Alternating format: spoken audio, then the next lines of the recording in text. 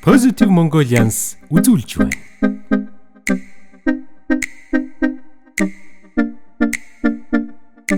Гадны нутагт амьдрах хугацаанд монголчууд бид хамтдаа эх орондоо юуг хийж чадах вэ? Хөгжил дэвшил, нийгэм соёлын ялгаанаас хүн бүр өөр өөрийнхөөрөө энийг Монголдо хэрэгжүүлсэн, тэрийг түгээхсэн хэмээн бодсоор байна.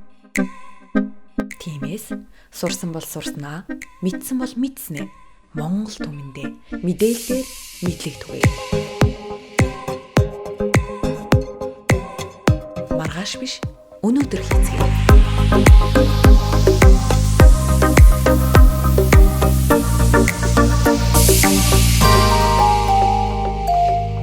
Дэлхийгээр тархсан монголчууд мэдээлж байна. За сайн байцгаана уу? Дэлхийгээр таран суугаа монголчуудаа. Миний эх оронд суугаа монгол ахан дүүс та бүхэндээ энэ сайхан өдрийн мэндийг хүргэе. Та бүхэн сайхан аварчж байна уу?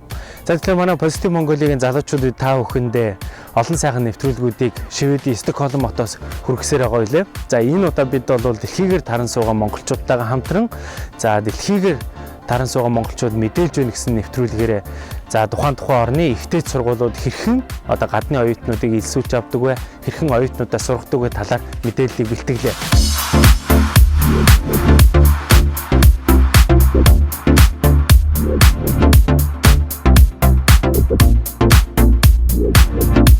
За тэгэхээр өөрийнхөө боловсролдоо хөрөнгө оруулалтыг хийхийг хүссэн. За тэгээд өөрийнхөө боловсролдоо чамгүй анхаардаг тэр залуучууд байх юм бол манай нэвтрүүлэгтээ эхнээс нь дуустал хамт байгаараа бидэн дээр одоогийн байдлаар 10 гаруй орны мэдээллүүд бол ирчээд байна. Энэ бүх мэдээллийг та бүхэндээ хүргэнэ гэдгийг бол та бүхэндээ хэлье. Энэ мэдээлэл бол яг 2017 оны өнөөдрийн байдлаарх мэдээлэл байгаа. За тэгэхээр тухайн оронд нь сурж байгаа оюутнууд, тухайн оронд нь бас амьдарч байгаа залуучууд энэ мэдээллийг хүргэж байгаа болохоор бид бол энэ мэдээлэлд бол ерөөсөө эргэлзэхгүй байгаа маа. Энэ бол туйлын үнэн зөв мэдээлэл гэдэгт бол та бүхэн бат итгэж болно. За ингээд бүгдээрээ нэвтрүүлгээ үзцгээе. Positive Mongolians үзүүлж байна.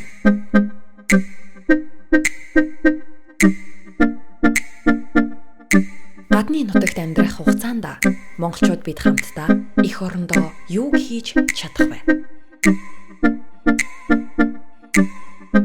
Хөгжил дэвшил, нийгэм соёлын ялгаанаас хүн бүр өөр өөрийнхөөрөө энийг Монголдо хэрэгжүүлсэн, тэрийг түгээхсэн хэмээн бодсоор байна.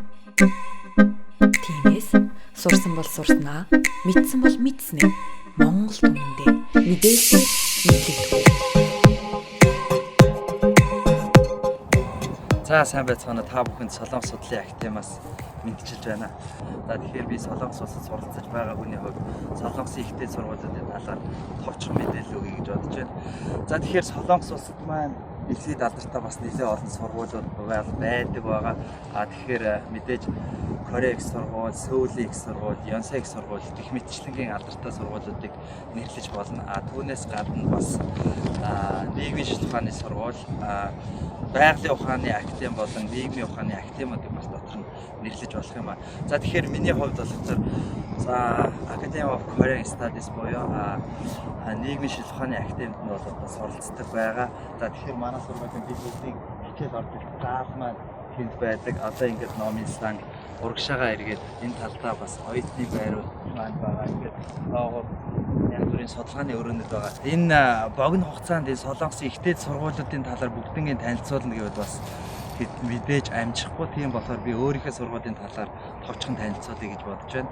Манай сургууль болохоор одоогийн ерөнхийлөгч Пак Хинегийн бас аав нь Пак Чонхи гэдэг ерөнхийлөгч байх үедээ бас байгуулсан Солонгосын энэ нийгмийн сэтгэлгээ, нийгмийн шилжүүлэх ухааны энэ судалгааг бол манай сургуулийг дамжнаж одоо нэгдсэн маркаар хийх гэсэн үүднээс энэ сургуулийг байгуулсан байгаа.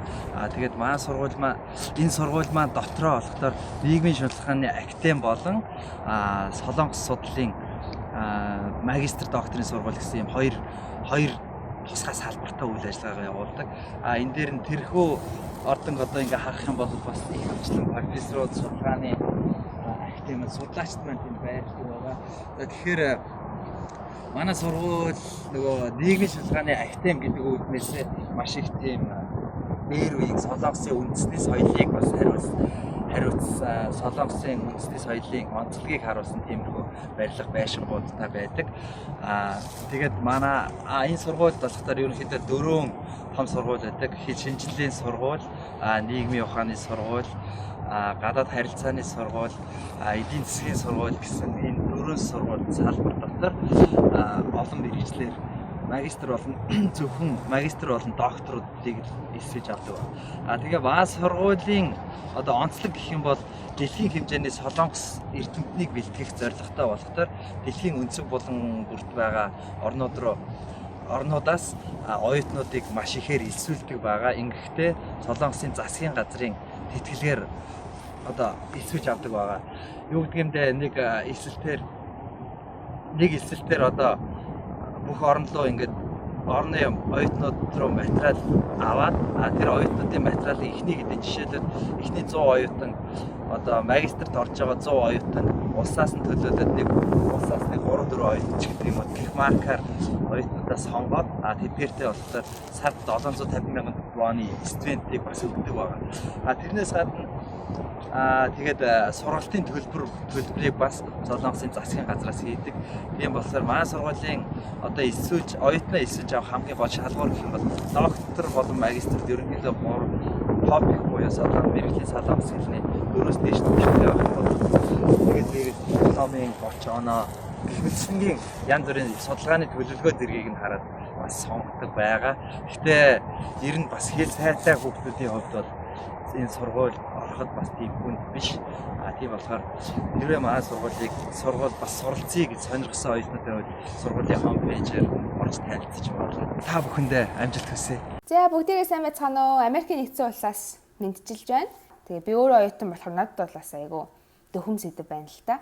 За Америкийн нэгдсэн улс суралцахад бас хамгийн их түгээмэл асуудаг асуулт бол мэдээж яг ямар шат дараалалаар их сургуультай элсэн орох вэ? Яг ямар шат дараалалаар Америк руу явах вэ гэсэн асуулт байгаа тийм ээ. За эхний шат гэх юм бол одоо TOEFL болон SAT хэмээх шалгалтуудад бас тодорхой хэмжээний онооны дүнд тэнцсэн тохиолдолд сургууль нь өөрийнхөө зөвшөөрдөг. За бакалаврын зэрэгс нь очиж байгаа хүмүүс TOEFL болохоор дунджаар 70-аас дээш оноо гэсэн байдаг. За SAT болохоор дунджаар 950-аас дээш оноо одоо авсан тохиолдолд шаардлагыг хангасан гэж үздэг юм байна. Дундад сургуулиуд. За энэ шалгалтандаа тэнцээд тэгээд сургууль руугаа бас өөрийнхөө тодорхой хэмжээний мэдээллүүдийг анкетээр бүглэн явуулсан тохиолдолд өөрийнхөө зөвшөөрсөн тохиолдолд I-20 буюу сургуулийн урилгыг явуулдаг байгаа. За тэгээд түүнийгээ бариад фидэндээ ороод за тэгээд ирнэ. Яаж тэтгэлгээр Америк сурах вэ гэсэн асуулт байгаа. За миний бас анзаарснаар Монголоос хамгийн одоо бас гайгүй олон тооны оюутнуудыг Америк руу явуулаад 100% тэтгэлэг өгөөс сургаж байгаа тэтгэлэг бол Монгол улсын засгийн газрын тэтгэлэг юм болов уу гэж бодож байна. За сарамсалтай нь яг одоогийн байдлаар бол засгийн газар маань бас тэтгэлгээ өгөхгүй байгаа гэж сонссон юм байна. Төр зурдад тасралсан байгаа гэж би сонссон. За бас жижиг тийм төрлийн бус байгууллагууд бас байдаг. Тийм болохоор сайн ресерч хийх хэрэгтэй. Энд бол яг гадаад оюутанд 100% тэтгэлэг өгөөс сургая гэсэн сургууль бол яг үннийг хэлэхэд ер нь бол ховор байдаг. Тэгэхдээ үнэхээр SAT, TOEFL-ийн оноотой нь маш сайн үнэхээр төгс хэмжээнд байгаа тохиолдолд бол санал тавин элсүүлэн оруулах тэтгэлгийг өгөх сургууль бас байдаг. За мөн олон сургууль бас грант буюу одоо тийм жижиг хэмжээний тэтгэлгүүдийг бас оюутнуудаа санал болгодог. За тэгэхээр бас одоо том сургуулиуд байдаг л да. Жилийн 40,000, 50,000 тий. Тийм үнэтэй сургуулиуд вебсайтн дээр тийм үнэтэй байгаа хэрнээ бас яг очиод уулзахад бол оюутнуудынхаа 70-80% нь ч юм уу тодорхой хэмжээний тэтгэлгүүдийг санал болгодог. Тийм програмтай сургууль бас олон байдаг. За бас энд бас маш олон хүмүүс энэ явдаг шат дараалал гэхээр одоо эхлээд үндсэн суурь боловсролоо community college буюу тийм 2 жилийн суурь боловсролыг олгодог тийм сургуульд аваад за одоо салбараас шалтгаалаад бас нийгмийн ухаан байна уу, шинжлэх ухаан байна уу одоо тэр салбаруудын эхний суурь хичээлүүд хоорондоо адилхан байдаг тийм ээ. Тийм болохоор тэрийг коллежид авчаад за наривчлсан яг мэргэжлийн хичээлүүдээ их сургууль university рүүгээ илсэн орж аваад диплом авах тийм дамжлагаас олон хүмүүс явдаг. За энд одоо сурж байгаа гадаад оюутнуудын болохоор одоо нэг 50-аас дээш хувь нь ер нь бол Аз байдаг шүү. Олон орны Азууд байдаг. Монголчуудын тухайд манай сургуульд бол анх бол бүр одоо 100 гаруй оюутнууд байсан байлээ. Одоо харьцангуй багасаад нэг 30 хавцаа оюутнууд суралцдаг. За тэгээд Америк суралцахад одоо хичээл хэр хүнд вэ гэж бас хүмүүс нэрхдэг тийм ээ. За ер нь ганц Америкч гэлтгүү хаанд сурсан, яг нэг арга барилыг гартаа оруулсан байгаа тохиолдолд хаанд сурсан гайгүй. За энтхийн одоо арга барилын хувьд ч гэх юм уу одоо ихэнх хичээл нь интернетээр компьютертэй холбоотой байдаг. Тийм учраас компьютерийнхоо одоо анхан шатны мэдлэгтэй байх хэрэгтэй. Тэгээд интернетээр олон даалгавруудаа бас хүлээлгэж өгдөг. За тэгээд даалгаврын тухайд бол ер нь ихэнх хичээлд бол одоо бичгэн бие даалтаар ирдэг, writing. Тийм учраас хэрхэн эссе бичих вэ? Ямар зохицолбор руу хуваах вэ? Зохицолбороо яаж эхлүүлэх үү, яаж төгсөх үү гэх мэт одоо анхан шатны мэддэхүүнээс мэдээд ирчих юм бол маш их цагийг хэмнэн. Тэгэхээр монголчууд нь бас нэлийн хатуу дуудлагатай хүмүүс шүү дээ, тийм ээ. Тэрнээс санаа зовсондоо ч юм уу, эсвэл хэлээ бас төгс эзэмшээгүүдээ ч юм уу, санаа зовж өөртөө итгэлгүй байх. Эсвэл хин нэгний одоо ангийнхаа урд гараад презентацэнд явахдаа сандрах тохиолдол гардаг. За түүн дээр нэг зүйл хэлэхэд энд одоо хинч ямар ч гадаад оюутныг төгс англи хэлтэй байгаа чи, төгс дуудлагатай байгаа чи гэсэн шаардлагыг бол тавихгүй. Биднээс гадна одоо өчнөө хэдэн мянган оюутнууд гадаад оюутнууд байгаа, өчнөө өөрөөр дуудлагууд байгаа. Тийм учраас өөртөө итгэлтэй байж дөрмийн алдаа гаргасан ч яах вэ? Төгс биш байсан ч яах вэ, тий? Өөртөө итгэлтэй байж хэлэх гэж байгаа санаагаа хэдэн үгээр эвлүүлээд хэлцдэг байхад л бол бусдаа сайн харьцаад өөрийгөө барихгүй байгаа тохиолдолд хэл бол сайжирна, цаанаасаа сайжирчин. За тэгэхгүй хинтэй харьцахгүй одоо хүнээс харьцахтаа төвөгшөөсөн тохиолдолд хэл бол мэдээж хүний толгойд өөрөө яваад орчихгүй. За орчны тухайд бол Америкт бол сургууль бол кампус бол маш гоё орчинтой одоо болгож тогтуулсан байдаг. Сургууль дээр хоолны газар, одоо жин, дасгалын өрөө, татвар байр гэх бүх зүйлийг маш гоё одоо олгосон байдаг. Би одоо татвар байранд суучаад бичлэгээ хийж байна. За тэгээ харьцуулаад харахаар ер нь Америк суралцах миний бодлоор Азийн ч юм уу одоо олон орнуудтай харьцуулахад бас харьцангуй одоо хичээл ном талаасаа ч гэсэн дарамт шахалт бас харьцангуй гайгүй юм болов. Яг хийх ёстой юмаа цагтаа хийгээд одоо сурах ёстой юмаа цагтаа сураад явж байгаа тохиолдолд бол харьцангуй гайгүй амархан дөө гэж би бол боддог. За тэгээд тийм хүлэн да жоохон ч гэсэн мэдээлэл өгсөн болов уу гэж найдаж байна. За баяртай. Сайн байцгаана уу? Та бүхэндээ өнөөдрийн мэндийг хүргэе. Монголд байгаа залуучууд маань ч гэсэндээ ер нь одоо Япон улсад суралцах сонирхолтой өсөлттэй залуучууд олон байдаг бах. За тэгээд тэр бол мэдээж бүхэл залуучуудад бол нээлттэй асуудал юм. Тухайн сургуульд суралцах хүсэлтэй байгаа тохиолдолд та юун түрүүнд эхлээд юг судлах ёстой вэ гэвэл тэтгэлэг төлбөрүүдийг мэдээж шалгаж үзэх ёстой. Ямар тэтгэлгүүд та анзаарлагдж байна? Ямар шалгалт, ямар шалгууртай байна гэдгийг одоо үргэлж та шалгаж байгаарэ гэж хэлмээр байна. Яагаад гэвэл Монголд жил болгон Японы засгийн газрын тэтгэлэг төлбөр бол жил болгон зарлагдж байгаа. Мөн Японы бусад томоохон компаниудын нэрмжит тэтгэлэг төлбөрүүд ч гэсэн мөн жил болгон зарлагдж байгаа. Тэрийг та өөрөө шалгаад одоо хуваарийн цагийн дагуу хөстө шалгалтын нөгөөд ер нь шалгалтууд нэг хвчлэн англи хэлний шалгалт байгаа. Магистр, докторийн зэрэг горилсон одоо докторийн одоо сургалтнууд нь бол англи хэлний шалгалт байгаа. Хэрвээ бакалаврын чиглэлээр сурахад бол одоо та тухайн мэргэжлийнхаа нэг хичээлийг тэгээд англи хэлтэйгээ Япон хэлтэйгээ хамт шалгалтын өгнө. Суралцах орчин нөхцөлийн хувьд бол Япон улс үнэхээр хамгийн тохиромжтой юм шиг надад санагдсан. Бид нар Аз хүмүүс учраас бидний өөрсдийн одоо амьдралын орчинтой ч гэсэндээ их цогцгойц сайхан. Тэгээд Япон хэл бас тийм ч хэцүү хэл биш. Ерөнхийдөө өгүүлбэр зүйн хувьд бол монгол хэлтэйг ойролцоо очиж сурахад амар байдаг. Яг хоо бидний хувьд нэг одоо сурах ёстой заавалжгүй мөрдөх ёстой дүрм бол цагаа барих. Тэгээд тодорхой заасан хугацаанаас маш өмнө одоо бүх юмаа бүрдүүлж өгч байх ёстой гэсэн нэг тийм шалгуур бол байгаа. За тэгээд англи хэлний шалгалт бол ер нь 80-аас дээш оноо авсан байхад бол хангалттай та аль нэг их сургуульд орох боломжтой болно. Бусад одоо улс орнуудын шаардлагыг бодвол хэлний шаардлагын онооны хувьд бол арай бас уян хатан юм шиг санагддаг Япон улсын хувьд. Тэгээд Японы улсын их сургуулиуд нь бол төлбөрийн хувьд бол маш боломжийн хямд санагдсан. Ер нь бусад орны сургуулиудтай харьцуулбал тэгээд төлбөрөө төлөх байдал нь хэрвээ та хуваараа төлбөрөө төлж сурах болчлоо гэхэд бол төлбөрөө ч гэсэндээ ер нь бөөнөр нь төлнө гэсэн ойлголт байхгүй. одоо жилийн төлбөрийг бол та сард нь өөрийнхөө боломжтой хэмжээгээр төлөөд сурахын хажуугаар төлөөд явж чаднаа. Тийм учраас тэр тал дээр бол та санаа зовхгүй байж болно. За тэгээд амьдралын орчин нөхцөл аюулгүй байдал энэ талаараа бол бас одоо та санаа зовох ямар ч шаардлагагүй. Одоо аюулгүй байдлаараа дэлхийд 8-д ордог улс юм байна лээ. Тэгээд альч шашин шүтлэгийг шүтдэг бай. Одоо ямар ч орны хүн байсан арьсны үзэл зэрэг янз бүрийн ялгуулан гадуурхах тохиолдол бол бараг байхгүй. Нийгмийн халамжийн хувьд та хангалттай сайн халамжинд бол хамрагдаж чаднаа. Тэгээд бид нэр одоо оюутан гэсэн статустай явах учраас одоо эрүүл мэндийн даатгалын хувьд ч гэсэндээ ер нь маш хамгийн одоо тохиромжтой хамгийн боломжтой хувилбаруудад бид хамрагдана. Тэгээд оюутан байх хугацаанд та хэрвээ гэр бүлтэй бол гэр бүлээ авчирч болно. Тэгээд гэр бүлтэйгээ хамтдаа энд одоо сурахын хажуугаар ажиллаж амьдрах бүрэн боломжтой олон сайхан талууд байгаа.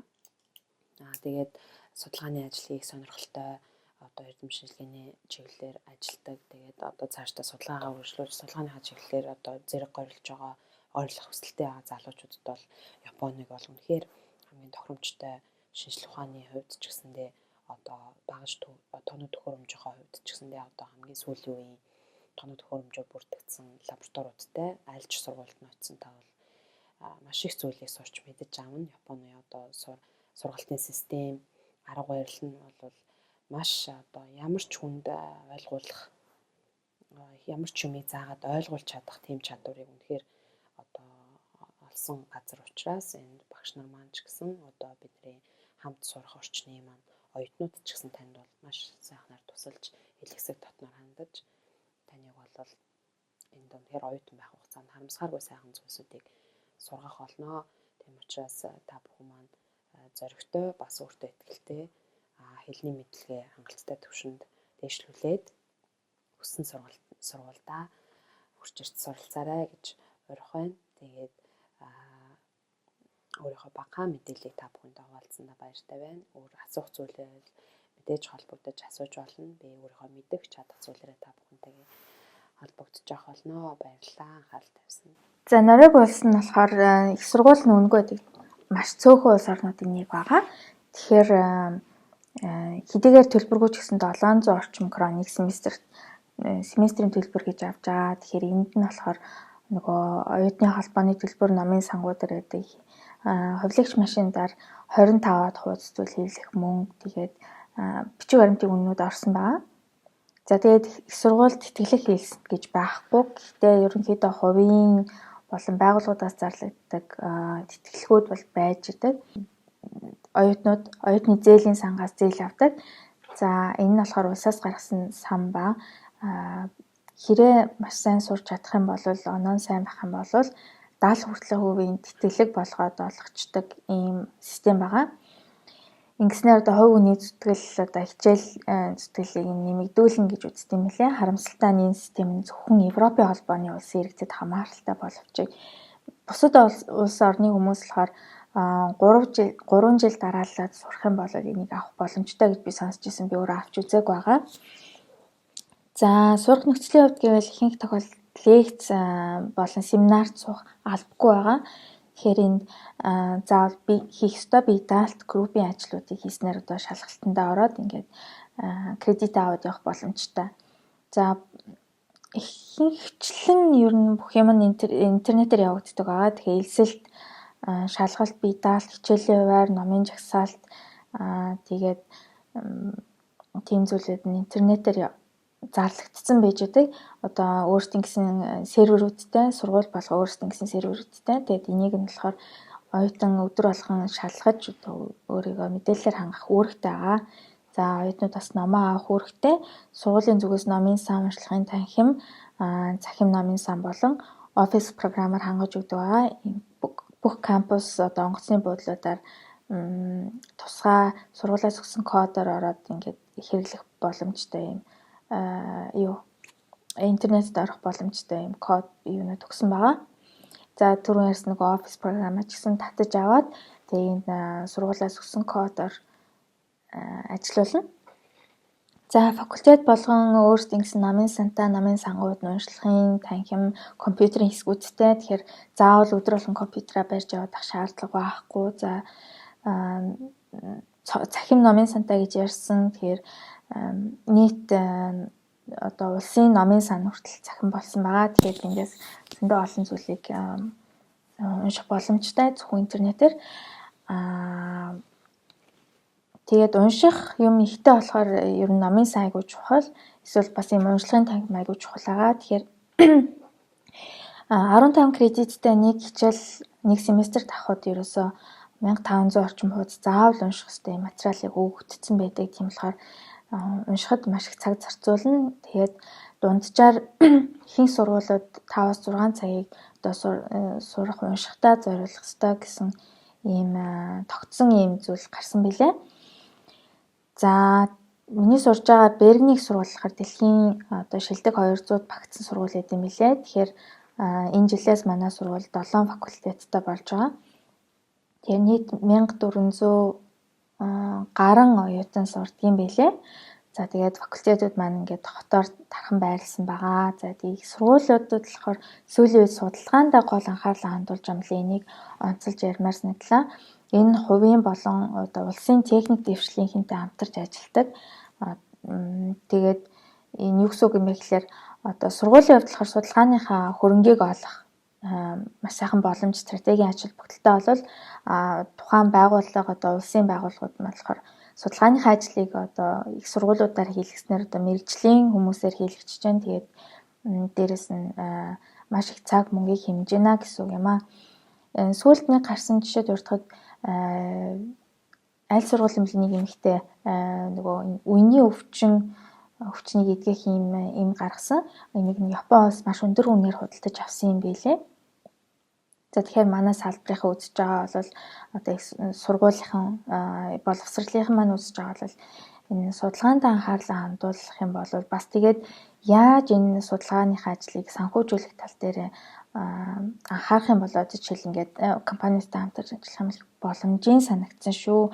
За оюутны төв, фитнес, бассейн, хоолны газар гээд зөндөө олон юм зүйлүүд байгаа. Тэрнээс гадна оюутнууд өөрсдөө нөгөө түрүүний ярьсан оюутны холбооны төлбөр гэж байсан шүү дээ. Тэрнийхээ төлбөрөөс одоо нөгөө оюутны байгууллага парламентууд нь одоо хараад бус одоо их сургуулиас хараад бус юм сонин сэтгүүл оюутны телевиз ийм арга хэмжээнүүд зохион байгуулдаг юм идэвхтэй байгаа. Хуулийн сургуулийн оюутнууд болохоор хуулийн зөвлөгөө өгөх одоо өмгөөлөх үйлчилгээ үн төлбөргүй явуулдаг байгаа.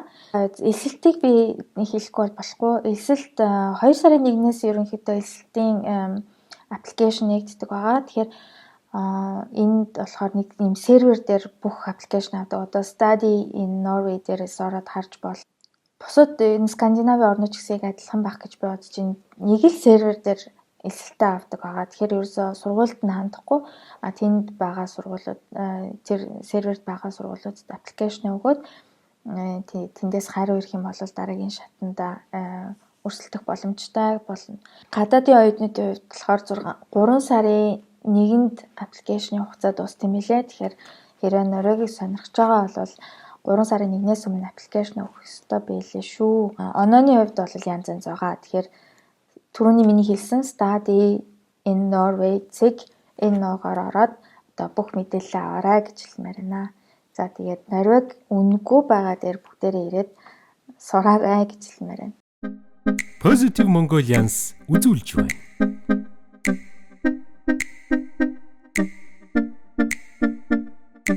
Гадны нутагт амьдрах хугацаанд монголчууд бид хамтдаа эх орондоо юу хийж чадах вэ? Сайн байна уу эрхэм мэдээд үзэгчдээ, та бүхэндээ энэ өдрийн гал халуун мэндийг хүргэж байна.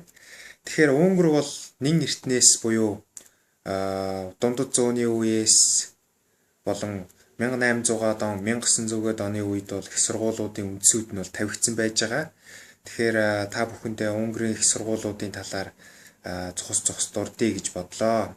За Унгарт хамгийн том тооцогдох их сургууль бол Корбинусын их сургууль байж байгаа.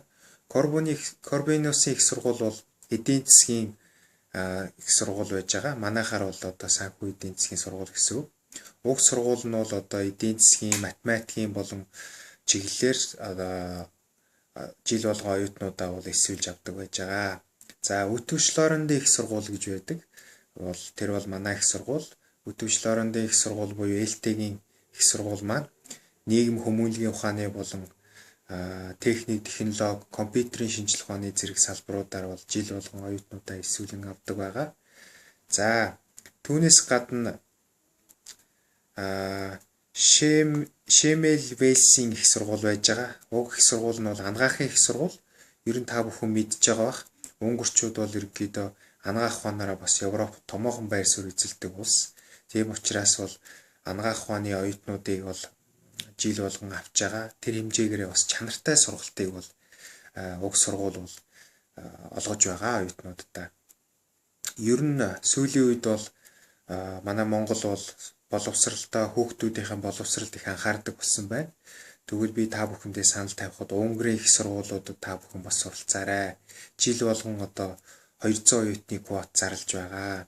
Тэгэхээр та бүхэн хүүхдүүдийн одоо боловсралд үнэтэй хөв нэмэр оруулахын тухайд нь Унгарын их сургуулийг бас сонгож суралцаарай гэж би бас уриалмаар байна. За дараагийн танилцуулах сургууль маань бол Пицгийн буюу боловсролын их сургууль байж байгаа. За Будапештийн их сургууль байж гин, Будапештийн технологийн их сургууль байж гин, Будапештийн хөгжмийн сургууль байж гин. За Унгарын одоо зураг зүй дизайны их сургууль гэж байж гин. За энэ сургуулиуд бол Будапешт хоттой бол одоо томоохон тооцогддог их сургууль. За түүнээс гадна Будапешт хотоос гадна Унгарын маш томоохон хотуудад бол жишээлбэл тухайн хотуудынх нь нэрээр нэршлэр нэрлсэн их сургуулиуд бий. За үүнд бол Сегедийн их сургууль бол орж байгаа. Сегедийн их сургууль бол ерөнхийдөө бүхий л чиглэлээр бол одоо эсэлт авч байгаа. За та бүхэн мэдж байгаа Сегед хот бол Унгартай бол хоёрт тооцогдох том хот учраас Сегедийн их сургууль бол маш алдартай их сургууль. За Дебрецений их сургууль байж гин. Дебрецен хотод бол байдаг их сургууль. За Мишколцын их сургууль байж гин. За Мишколцын их сургууль бол бас л ерөнхийдөө техник, технологи, уул уурхайн талаар бол ерөнхийдөө голчлон элсэгчдийг авдаг байж байгаа. За тэгээд Печи их сургууль гэж байна. За Печ гэдэг бол Будапешт хотоос бол бас нилээдгүй зайтай оршдог тийм хот байж байгаа. За ингээд ерөнхийд нь дүгнж хэлэх юм бол Унгарын боловсролын систем гэдэг бол Монголоос бол асар ялгаатай. За ерөнхийдөө бол унгарчууд бол сургалтынхаа чанарт бол хөвчлэн анхаардаг. За оюутнуудаа сурахын тулд оюутан сурагчдаа сургахын тулд ерөнхийдөө онл буюу сургалтын одоо арга технологи дээр бол асар их анхаардаг хүмүүс. Тийм учраас сургалтын үр өгөөж стандарт бол тэр хэмжээгээрээ бол өсөн нэмэгдэж маш томоохон үр дүнд бол хүрсэн байж байгаа. За түүнээс гадна Унгарын их сургуулиудын бас нэг эерэг тал нь юу вэ гэхээр зэрэг оюутнуудаа бол ерөнхийдөө тулч харьцдаг. За оюутнууд нь бол тийм их олон оюутан болов их ордгоо.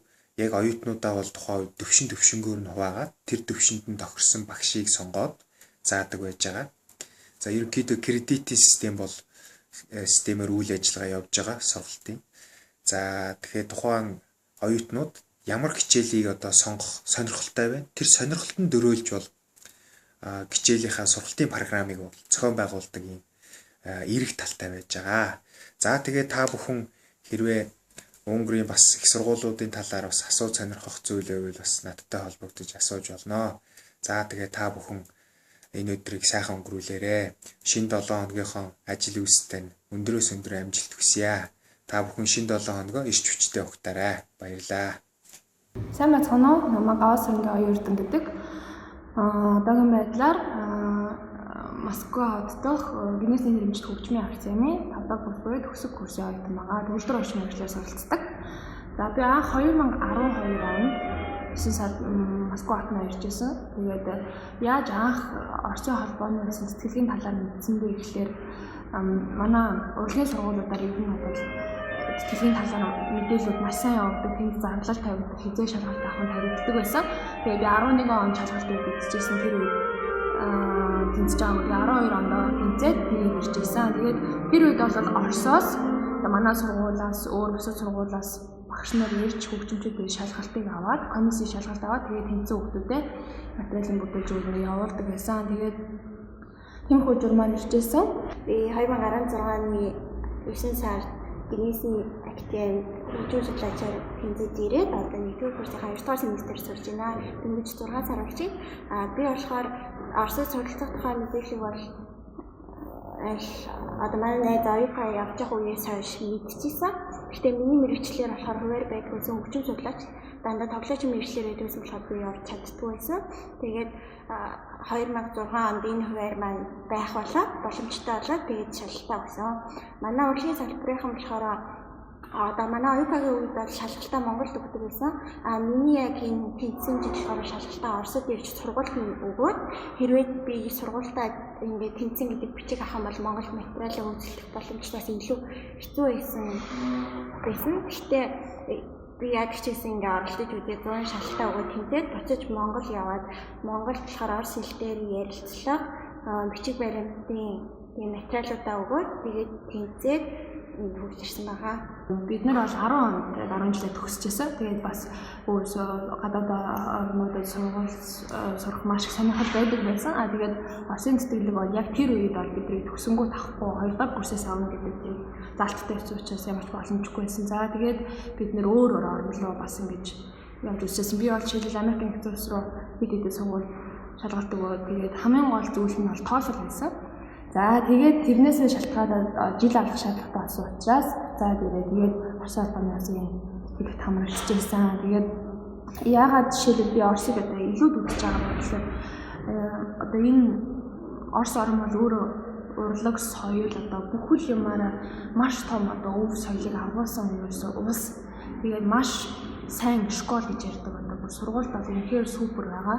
Одоо үнэхээр сайн багш нар бол Московский консерватори манай Генесийн активд бол одоо 70-80 90 гарч байгаа багш нар одоо хүртэл ажиллаж байгаа. Тэндээс одоо сурах биднэрт одоо сурах юм маш их байгаа. Тэгээд тийм учраас одоо бид нар бол тэр үед бас зарим хүмүүс ингэж ярьдаг байсан. Социализмын нийгмийн одоо сургаалт одоо бүхэл хүмүүс тийм сурж байсан. Одоо энэ хуучирсан хоцрогдсон гэж маш олон хүмүүс тийм сонсдог байсан. Тэгээд бидний төсөөлөл бол ерөнхийдөө тиймэрхүү байсан. Гэхдээ ирээд би бол маш өөр гэдгийг мэдэрсэн. Яг бол одоо эд тоглож байгаа. Одоо эд конкурсанд одоо төрүүлж одоо энэ тоглож байгаа сайн төгөлдөр орчууд одоо энэ хөгжимчд бол ерөөсөө бүгд л одоо Оросоос улбаатай Оросд цэмшээ одоо энэ Генесийн школ, актив консерватори төгссөн энэ хөгжимчд байгаа. Тэгээд хамгийн гол багш нар нь бол яалтчгүй Орос.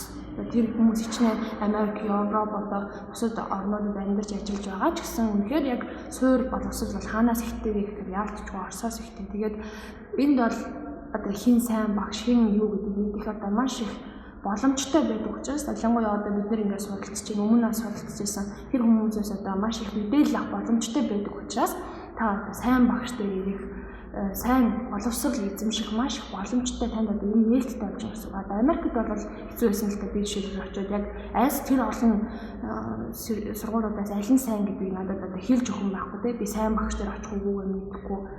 Тэгээд би бол энд ирээд сургуульдаа сураад тэгээд эхлээд ямар ч үсэн багшиг бол цаанаас нь өгдөг. Гэхдээ би хүн өөрөө хичээж чадах юм бол нэгдүгээр хүн хэлээ маш сайн сурах хэрэгтэй.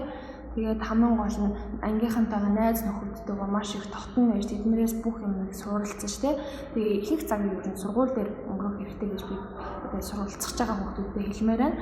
Тэгээд өөрөө хэрвээ одоо сэргэлэн байгаад хичээнтэй байгаад бүх хүмүүстэй үнэлэгдэж чадах юм бол та бүхэл боловсрол хамгийн дээд өндөр боловсролыг эндээс авах боломжтой шүү гэж хэлмээр байна. За би болохоор одоо сургуулийн орчин энд Оросд амьдрах орчин. Тэгээд сургуулийн өмнө төлбөр тэтгэлгийн тухай тавчхан ярьж өгье.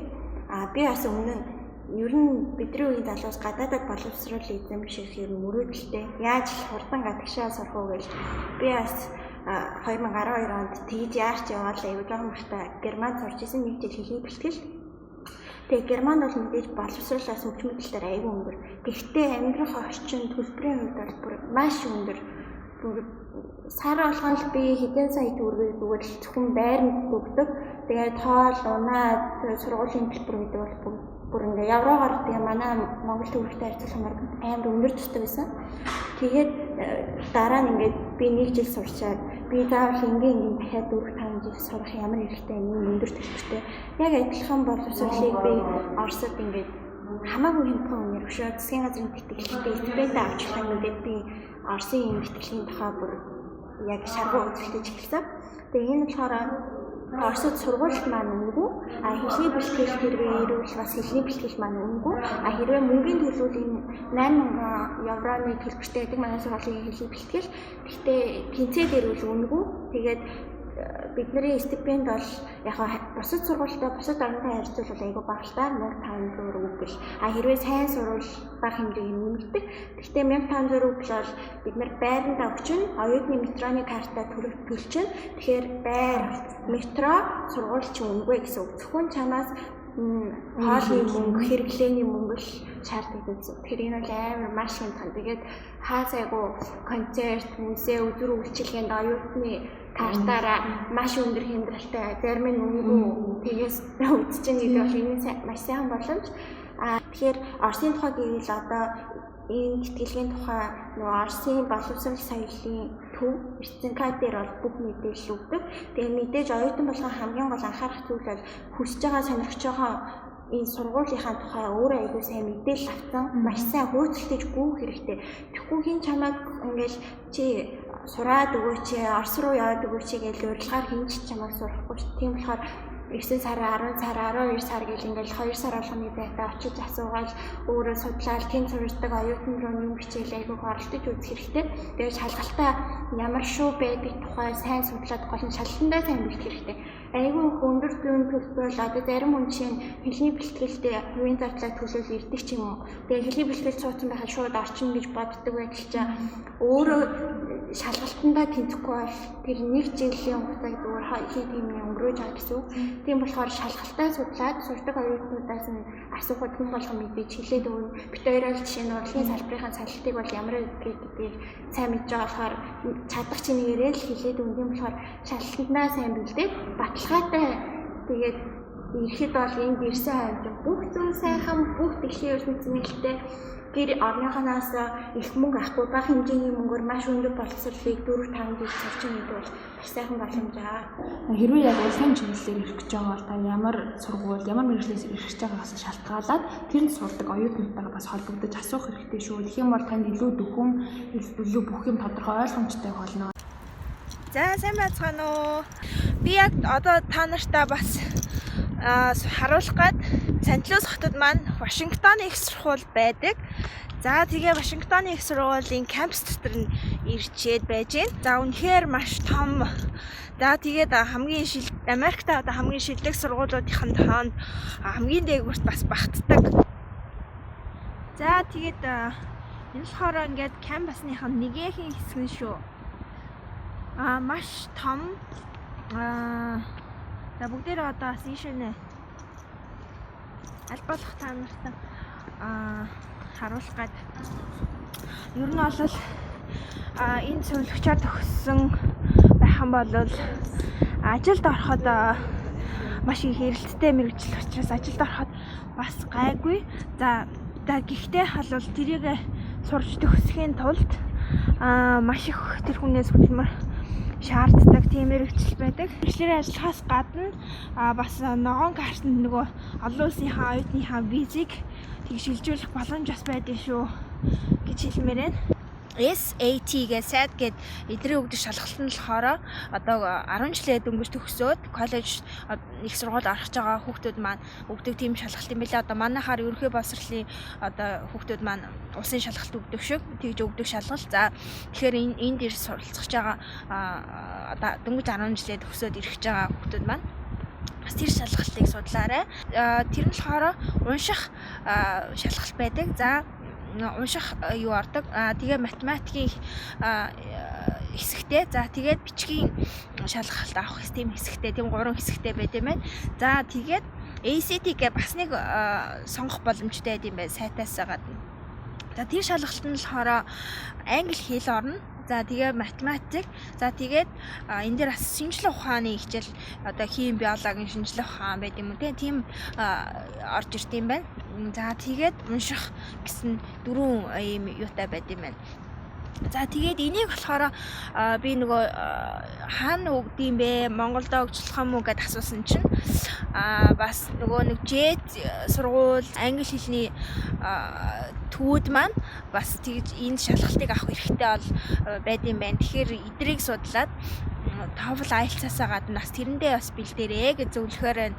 Тэгэхээр эдгээр нь болохоор энэ хичээлүүд нь болохоор шалгалтууд нь болохоор бүгд англи хэл дээр авагддаг учраас эхлээд TOEFL IELTS-та бэлдээд англи хэлнийхаа түвшинг сайжруулад за тэгснийхаа дараа нь энэ шалгалтаа өгвөл зүгээр юм шиг санагдсан. За тэгээд 120-аас ядаж доотл нь 90 он авч иж тэнцдэг гэж сонссон. TOEFL IELTS бол манайхан аль нэгийг сонгож өгдөг.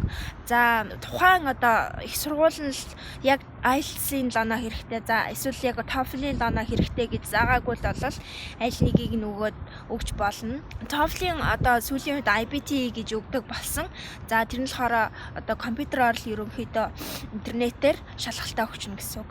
За тэгэл энд болох их сургуулиуд нь бол 80-аас дээш он авсан тохиолдолд бол орох хэрэгтэй болдог. За IELTS-ийн хувьд гэх юм бол 6 эсвэл 6.5 оноос дээш байх юм бол их сургуульд орох хэрэгтэй болдог. За IELTS-ийн хувьд болохоор бас мэдчихэл байгаа хта одоо үндсэн одоо нөгөө нэг гараар бичдэг ч юм уу нэг тийм уламжлалт аргаар шалгалтаа авдаг тийм. За ярианых нь одоо шалгалт хүнтэй яг өөдөөс харж байгаа ярьдаг ч юм уу тийм байдаг. За TOEFL IBT-ийн болохоор компьютер дээрээ яриагаа бичүүлж ярианыхаа шалгалтыг өгдөг тийм ялгаатай. Манайхан бас сургуулаа сонгохдоо зурчлалын компаниар их дамжуулж сургуулаа сонгоцгоодог. Зурчлалын компаниар дамжуулахаар болохоор зурчлалын төлбөр гээд бас их хэмжээний төлбөр авдаг болохоор бас аль болох өөрсдөө бас интернетээр сургуулаа хайгаад ямар мэрэгчлэр сурах сонирхолтойгоо ямар хотод ямар сургууль сурмаар байгаа тэр нэрийг өөртөө судлаад бас өөртөө apply болоод явах боломж байдаг шүү гэж хэлмээр байна. Apply болохдоо бас аппликейшнээ бөглөхөөсөө гадна тийм одоо захиа маягийн бичдэг. За тэр нь болохоор яагаад одоо Америкийн нэгдсэн улсыг сонгож байгаа, яагаад одоо манай сургуулийг сонгож байгаа, яагаад одоо энэ мэрэгжлийг сонгож суралцахаар болсон ингээд тиймэрхүү тэрэнд нь хариулт өгөх маягаар одоо би одоо ийм хүсэл сонирхолтой гэд мөрөөдөл одоо ирээдүйн зорилго тэгээд танай сургууль надад ингэж таалагдсан одоо миний одоо юутай ингэж тохирж байгаа гэдэг ч юм уу. Тэрийг маш тэ сайхан дэлгэрэнгүй тэгээд тодорхой, товчхон бөгөөд тодорхой байхаар тийм захиа бичих хэрэгтэй байдаг. За тийм захиа гараа бол бас маш их харж одоо сургуулиуд маань авдаг. За бас нөгөө scholarship энэ төр авахд тэтгэлэг энэ төр авахд хүртэл одоо бас хэрэгтэй байдаг. Интернетээр юу байдаг зөвлөгөөнүүд байдаг юм байлээ. За тэднийг харж байхад болохоор ерөнхийдөө л яг өөрийнхоороо хүний сэтгэлд хүрэхээр тийм байх хэрэгтэй л гэж зөвлөсөн байт юм байлээ. За хэрвээ энд ирээд сурна гэж англи дэвшлүүлээд цаашлаа сурна гэж бодож байгаа бол коллежийн сонгох нас зүгээр юм санагдсан. Тэр дундаа одоо нөгөө улсынхан сургуулийг за яг тэр улсынхан сургуулиудын үнэн бас их хувийн сургуулиудаа бодвол хэмд байдаг. Бүгдээрээ одоо урам хууралгүйгээр зорсон зорилгоо биелүүлээд тэгээд суралцаарай гэж бас ерөөмөр байна. Яриагүй юм байх юм бол комментаар аль болох хариулж явахыг хичээнэ. Тэгээд асуух юм байвал тухайн үед асуугаарай. Тэгээд баяртай.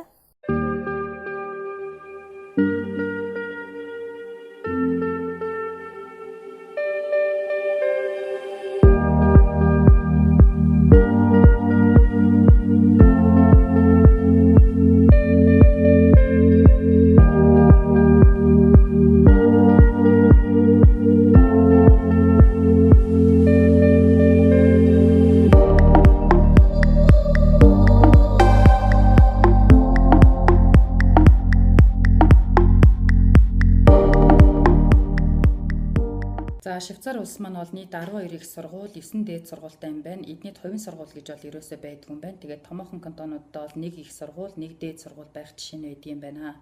Швейцар улс бол дэлхийн шилдэг 200 их сургуулиудад эднийхээс 7 их сургууль нь багтдаг юм байна. За манай энэ хотын Берн их сургууль бол энэ шилдэг 200 сургуулийн 166-ад бичигддэг юм байна. За эдний сургалтын төлбөр бол одоо бүх сургуулиудын төлбөр бол ер нь семестрийн оюутны холбооны төлбөртэйгээ нийлээд 805 франк байдаг юм байна. Жилд 2 семестртэй. Хэрвээ та бакалаврт орохын тулд Монголд 11-ээс 12 жил дунд сургуулийг төгссөн байх шаардлагатай. Мөн хүлээн зөвшөөрөгдсөн сургуулиудад дор хаяж 2 жил сурсан байх ёстой гэдэг юм байна. Гэхдээ сургууль болгон мэдээж өөр юм босхдоо бас мэрэгжил бүр бас өөр байдаг юм байна. Тэгээд Монголын бакалаврын дипломыг бол хүлээн зөвшөөрдөг учраас мастерт бол шууд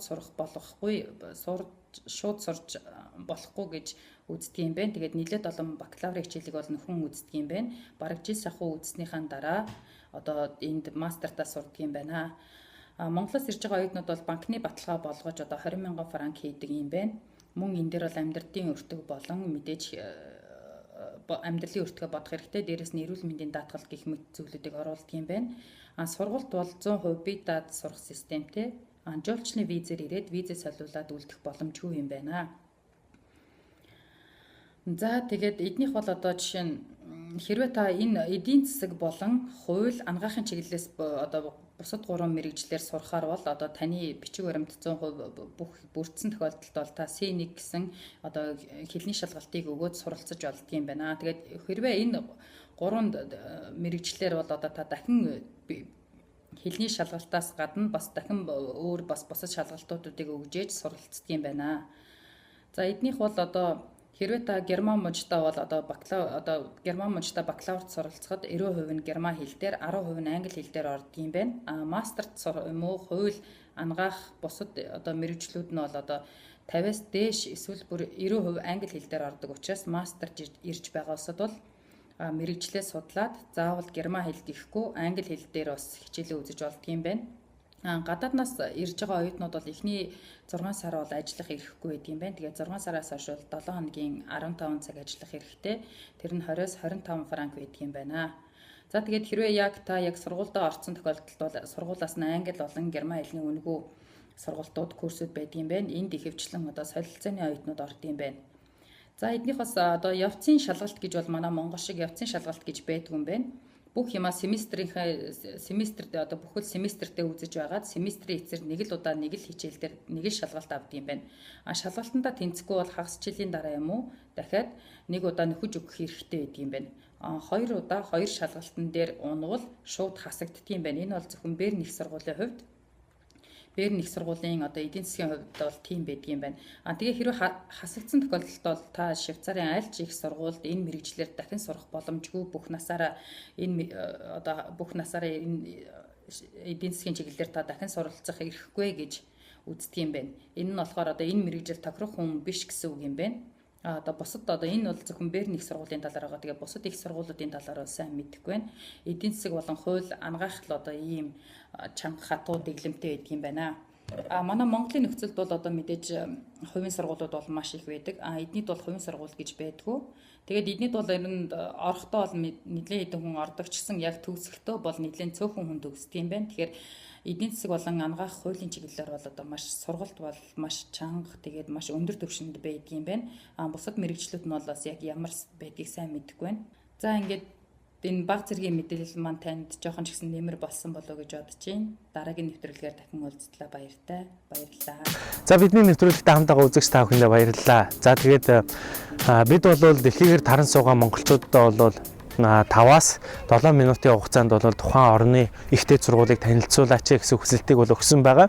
Тэгээд 5-аас 7 минутын дотор бол тухайн орны ихтэй сургууль, за тэгээд сургуулийн онцлог, сурах орчныг бол бүрэн гүйцэд 100% танилцуулна гэдэг бол хэний ч бодоожоор энэ бол маш хэцүү зүйл. Ерөнхийдөө бол манай одоо төлөөлөгч нар маань бол тухайн сургуулийн үндсэн мэдээллийг бол 5-аас 7 минутанд багцаалж бол та бүхэндээ хүргэж байгаа өшөө дэлгэрэнгүй мэдээллийг тухайн сонгосон орноос та бүхэн авахыг хүсэх юм бол тухайн манай мэдээлж байгаа улсуудаа Facebook-тэй холбогдоод та бүхэн мэдээллийг ус дэлгэрэнгүй авч болох юм аа.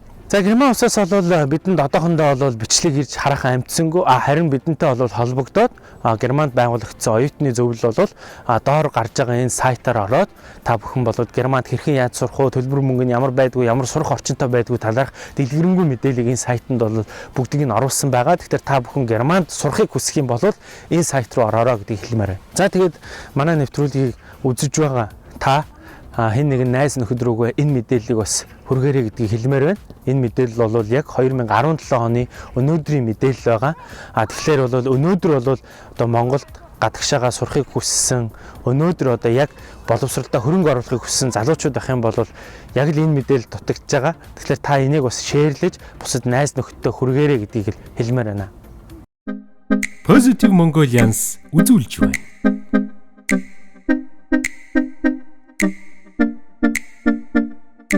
Гадны нутагт амьдрах хугацаанд монголчууд бид хамтдаа эх орондоо юуг хийж чадах вэ?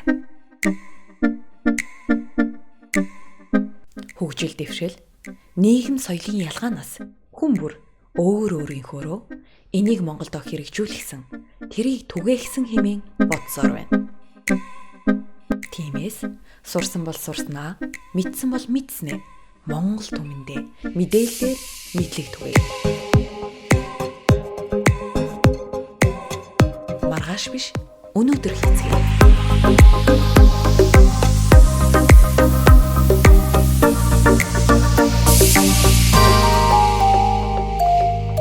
Дэлхийгээр тархсан монголчууд мэдээлж байна.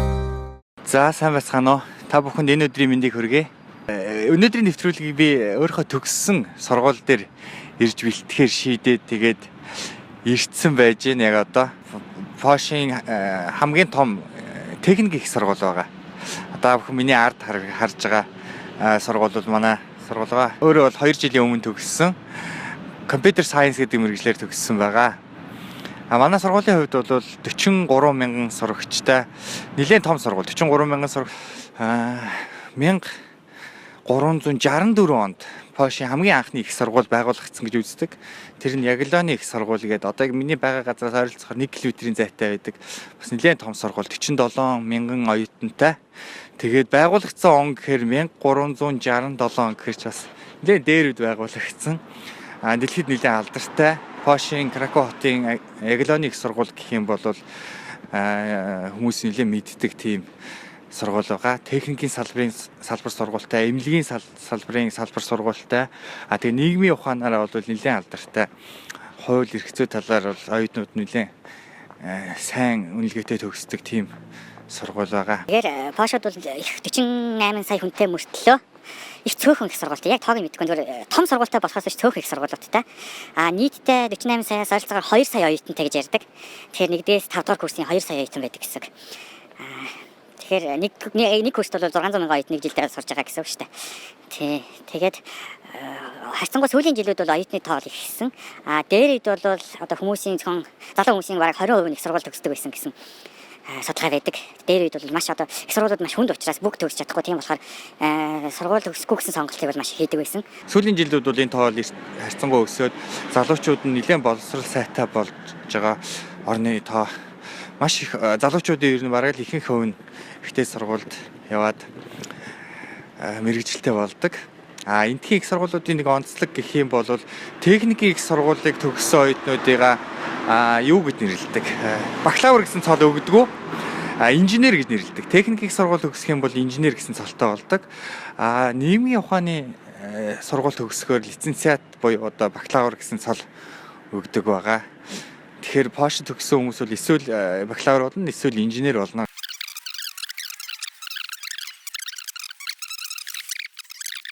Энд ирээд сурах гэж байгаа тохиолдол бол яг Польш орны хувьд бол оюутны миний бодлоор бол оюутнууд бол хамгийн тохиромжтой газар. Яг яагаад тэгэхээр хоёр шалтгаанаас болж байгаа. Нэг нь болохоор сургалтын чанар бол нэлээд өндөр, маш өндөр. Сургалтын чанараараа бол маш сайн. Хоёрдугаарт энд амьдрах зардал бол харьцангуй боломжтой. Монголтой бол бараг ойролцоотой үнээр энд оюутан хүн амьдрах боломжтой. Одоо хэмнэлтэд амьдрах боломжтой гэсэн үг. сургууль яг сурах гэж байгаа тохиолдолд болохоор чи энэ тэрхээр хамгийн сайн нь тэр болчихж байгаа. Зүгээр сул тал гэх юм бол энд цагийн ажил хийх юм бол бусад Америк, Англи гэдэг орнуудаас бол арай бага цалин авдаг. Тэгэхээр тэр ажлаа сурах гэж байгаа тохиолдолд бол бүр тийм сонголт сайн сонголт биш. Сүүлийн жилүүдэд болохоор гадаадын оюутнуудыг бас нэлээд татах зорилготойгоор англи хэл дээр сургуулиуд анги нээж хэлсэн. Сүүлийн 5 жилд. Тэгэхээр польш хэл дээр сурахаас гадна англи хэл дээр. Түрүү нэг хэлэх марцсан байна. Ерөөсөө их сургуулиуд ихтэй үндсэн програм дандаа польш хэл дээр явдаг. Польш орон польш хэл дээр явна. Тэгэхээр энэ сурж байгаа гадаад оюутнууд эхлээд 1 жил польш хэлийг сурж судалж мэдчихэд тэгээд дараа нь их сургуульд ороод цаашаа польш хэлээр үргэлжлүүлэн суралцдаг байгаа. Сүүлийн жилүүдэд юу жоохон хөдөлгсөн бэ гэхээр сүүлийн 5 жилд бол шууд англиар сурах боломжтой. TOEFL-ийн оноо өндөртэй авах шаардлагатай хэлсэн орохын тулд тэгээд нэлээд олон мэргэжлэр 40-од мэргэжлэр сургуулиудаас шалтгаалаад 40 мэргэжлэр англи хэлээр шууд суралцаад явах боломжтой. Тэгэхээр TOEFL өгөөд англиар сурж болно. Эсвэл 1 жил бүтэн 1 жил хэлний бэлтгэл суугаад одоо хичээлдээ польшаар сураад яваад авах боломжтой гэсэн. Юуны хувьд төлбөрийн хувьд бол янз бүр байдаг. Ойролцоогоор хамгийн хямдхан нь жилийн 2000 еврогоос дээшээ 16 17 мянган евро хүртэл ханштай байдаг. Хамгийн үнэтэй сургуулиуд нь 32 мянган евро байдаг. Тэгэхээр харьцангуй бусад орнтой харьцуулбал зарим ангид нь бол сургуулиудаас шалтгаалаад харьцангуй боломжийн 2-оос 4 мянган еврон дотор бол жил суралцах боломжтой гэсэн үг. Тэр утгаараа энд бас гадаадаас нэлээд оюутнууд ирж суралцдаг байгаа. Польш хүмүүсийнхээ хувьд бол их сургуулиуд нь үнэгүй. Польш иргэдээ үнэгүй, гадаадын иргэнд бол төлбөртэй гэсэн үг. Ирсэн оюутнууд дотор байранд амьдарч болно, байр түрээсээр амьдарч болно. Байр түрээсэлж амьдрах юм бол ойролцоогоор сарын $1000 бол нэлээд гайгүй байр түрээсэх боломжтой. Хямдхан байранд амьдраа гэвэл нэг $500 байх юм бол сард хямдхандуу байр олдно. Оюутны байранд амьдарч бас болно. Тэгхийн бол сарын нэг хүний $100 төлдөг байгаа. Онцгойлон монгол хүмүүсийн хувьд энд сургаж эхлэхэд нэг төвөгтэй асуудал юу вэ гэвэл Монголын аттестатыг энд шууд хүлээн зөвшөөрдөг байгаа. Тийм болохоор тодорхой хэмжээний бичиг баримт бүрдүүлээд аттестатаа эндхийн аттестат шиг тийм юмар хүлээн зөвшөөрүүлснийхаа дараа их сургуульд элсэн орох эрхтэй болдог. Тэгэхээр тэрийг бол энд амьдарч байгаа хүмүүсээс асуух боломжтой. Яаж тэр хийдэг вэ гэвэл хугацаа шаарддаг болохоос биш, боломжгүй зүйл бол биш. Техникийн сургуульч бай, нийгмийн ухаанч бай, ер нь бол сургуульд нэлээд сайтай. Одоо Европын орнууд бол энэ Польш зүүн Европтой тооцогддог учраас нэлээд сургуульд нь одоо нэлээд шахаж явдаг, шахуу хөтөлбөртэй, нэлээд хүнээс нас нэлээд одоо мэрэлж шаарж ээж төгсдөг байгаа. Тийм болохоор Польшид төгссөн одоо сурагч нар одоо хүмүүс төгссөн байх юм бол энэ тэнд ажилд ороход харьцангуй боломжийн ачаал даадаг гэж үздэг учраас ажилд орохтой их дуртай байдаг. Санаандгүй байдлаар ч юм уу техникийн салбар сонгочих юм бол яг суралцах явцдаа жоохон хичээл хүндтэй талтай байдаг.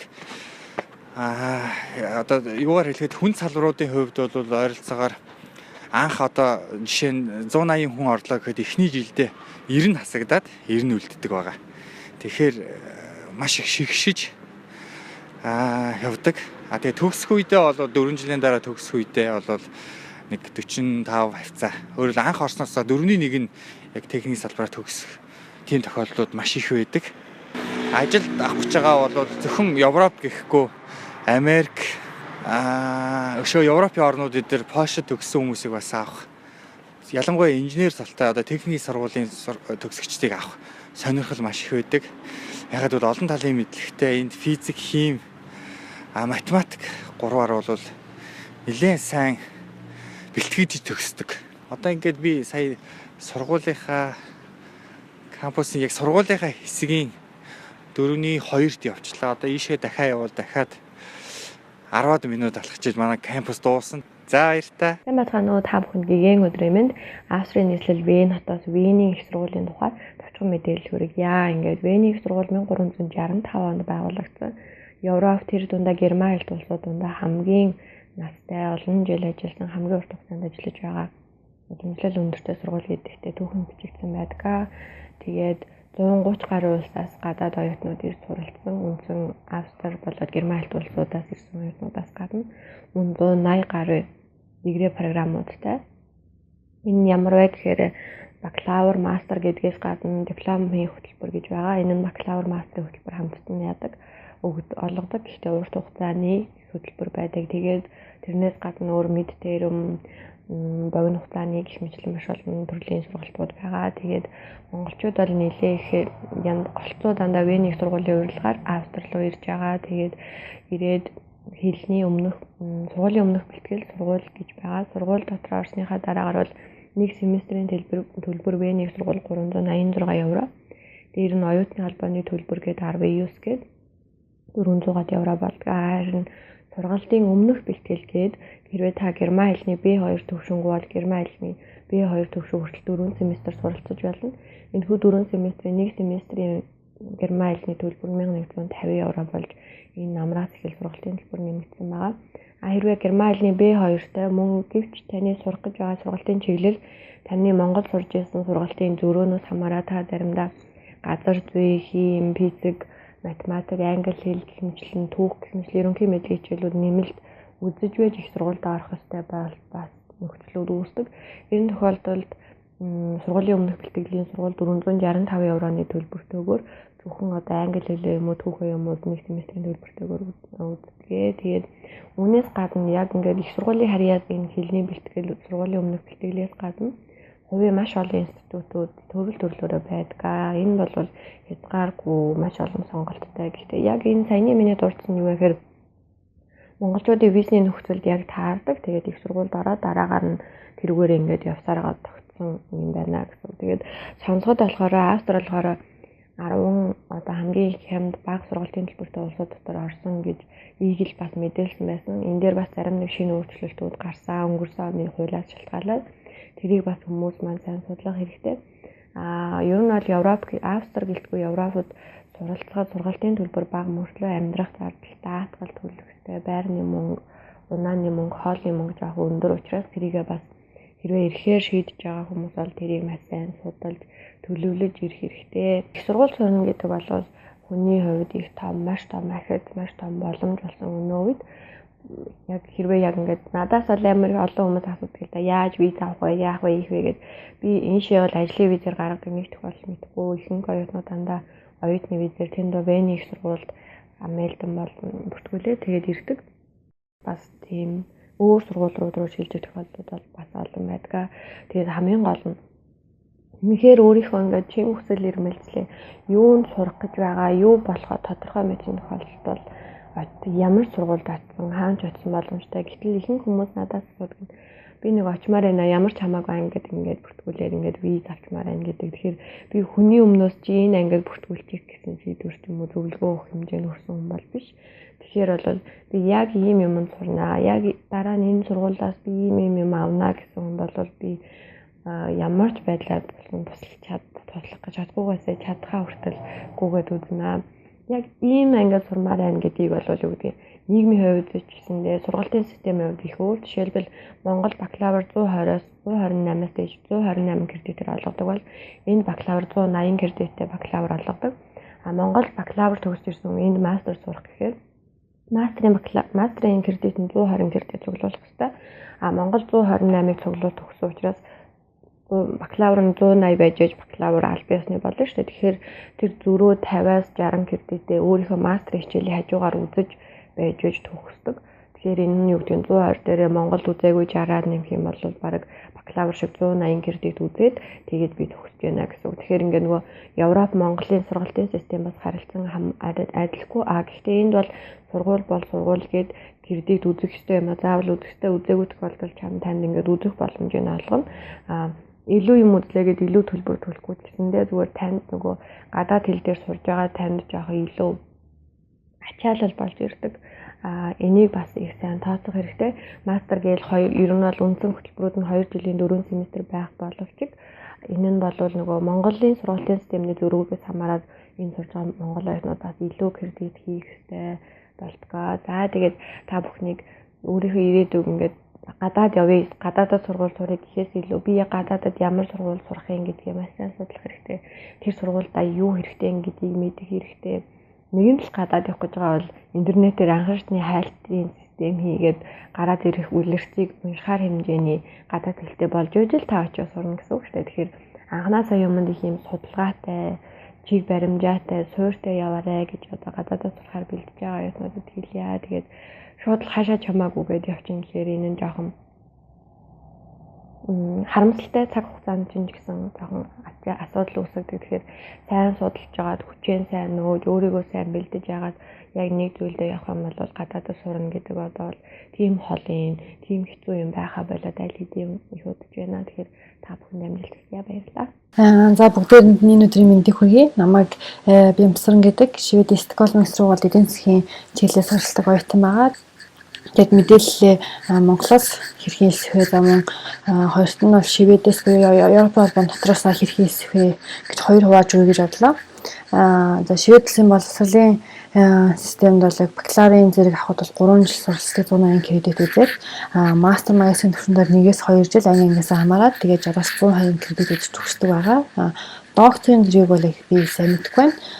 Тэгээд энэ бол сургалтын чанар маш сайн. Тэгээд дэлхийн топ 100 сургуульд ордог олон том сургуулиуд Швед улсад байдаг байгаа. За жишээ нь Uppsala-гийн их сургууль, Lund их сургууль, KTH буюу Хааны нэмж технологийн их сургууль, Karolinska институт буюу Амаахын их сургууль, зам Стокгольмын их сургууль гэх мэт сайн том сургуулиудтай.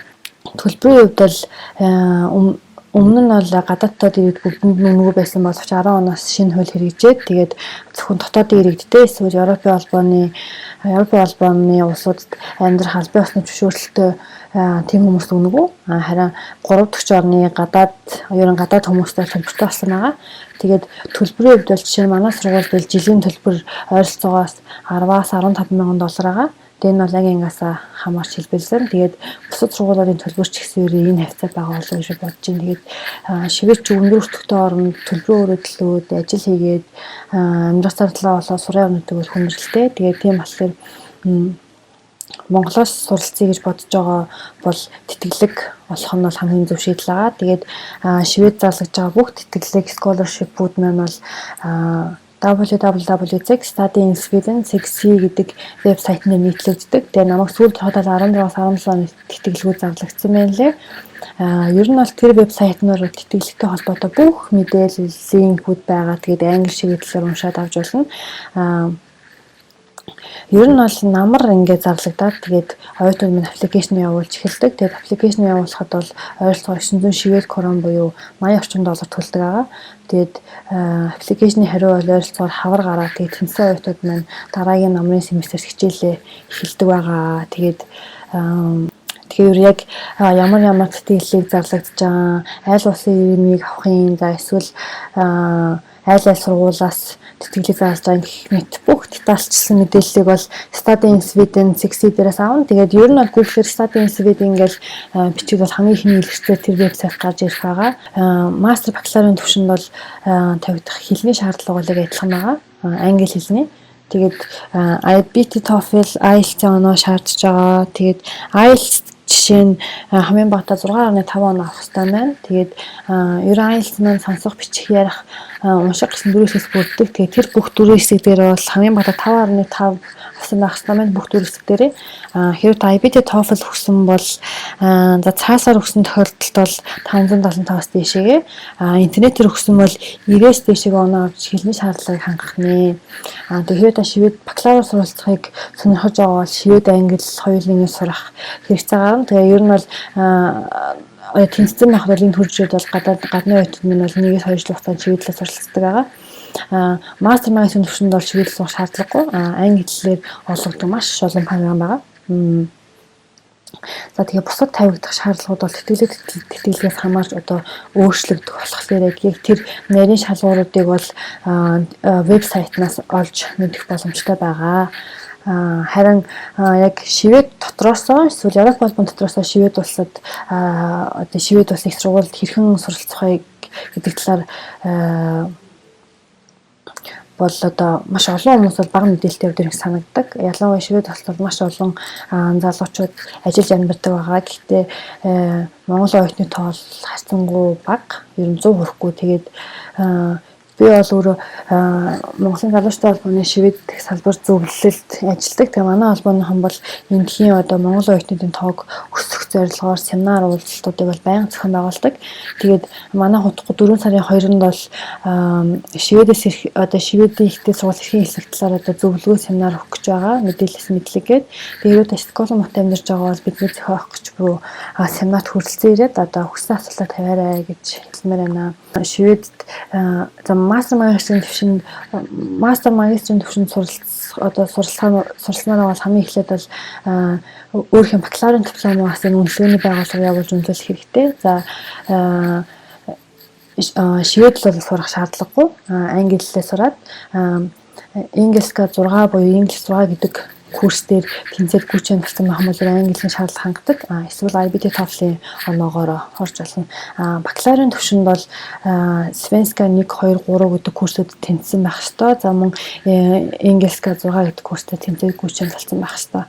Тэгээд ямар ангид сурж байгаа орхоос шалтгаалаад бол яг тийм одоо суурь курсууд тэнцэн байх хэрэгтэй гэж заасан байдаг л да. Одоо жишээ нь математикийн 3, нийгмийн ухааны 2, одоо англи хэлний 6, шивэд хэлний 3 ч юм уу те яг заасан курсуудад тэнцэн байж ч одоо хүсэлт явуулах хэрэг нээгддэг. Тэгээд яг энэ бүх нарийн мэдээллийг бол www.antoning.c гэдэг сайтнаас бол авч болно. Энэ дээр бол бүх статистикийн мэдээллүүд бас байгаа. Швед англи дээрээс авч болно.